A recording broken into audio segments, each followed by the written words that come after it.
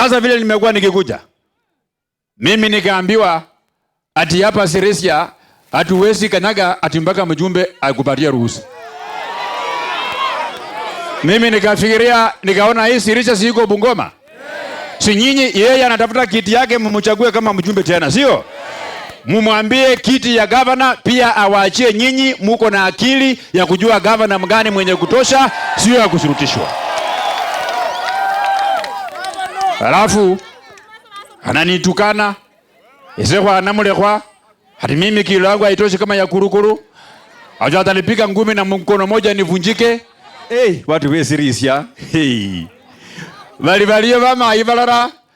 Balenga baulire bale kanichano. Bale baba fungire nge muchi kanisa bandi musikuli bale bakechano tawe. Hata akabo mubuhe oli mu prison bamufungulirangako nagora kumumu nayo. Ita nyinyi mkinipima vizuri, yule mtu ambaye mjumbe yenu anasukuma atakuwa governor. Nyinyi mkipima vizuri kati ya mimi na yule mtu, nani ndio mwenye kushinda kiti cha governor? Mimi ndio mwenye kushinda ama yule wa mjumbe yenu? Mimi ndio mwenye kushinda. Niona kusema mimi ndio mwenye kushinda. Mimi ndio mwenye kushinda. Alafu sasa anaingiza ndani maneno ya bibi yangu.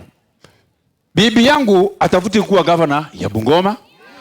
Mwenye atafuta kuwa governor ya Bungoma ni mimi Didmus Wekesa Barasa. Ama namna gani? Sababu boma ya mtu unaingilia kwa sababu gani?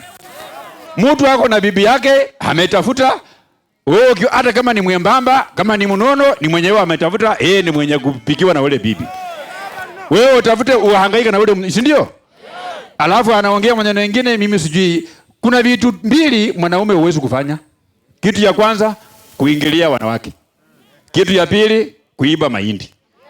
Hiyo mwanaume hufai kufanya vitu kama hiyo. Hiyo hufai kufanya vitu kama hiyo kabisa. Sasa na yule mjumbe yenu anasema ati mimi ati sijui bibi yangu nini, sijui bibi yangu nini.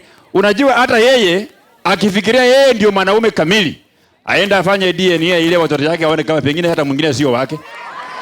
Aenda afanye ile DNA. Na yeye ni mtu nasikia ako na ugonjwa ya sukari.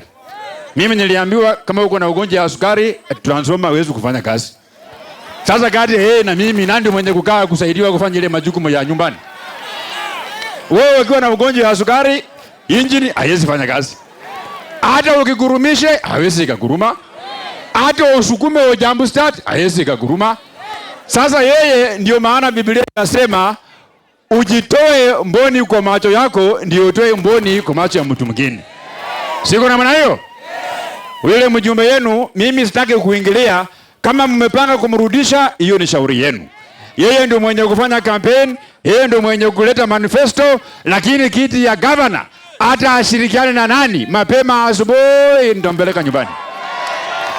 Aende nyumbani asiende. Aende nyumbani asiende. Niona kusema aende nyumbani kwa mkono, aende nyumbani. Aende nyumbani, aende nyumbani. Nyinyi watu wa Sirisia, mimi nimekuja mbele yenu. Mjumbe yenu anitaki. Mjumbe yenu ananiongelea vibaya.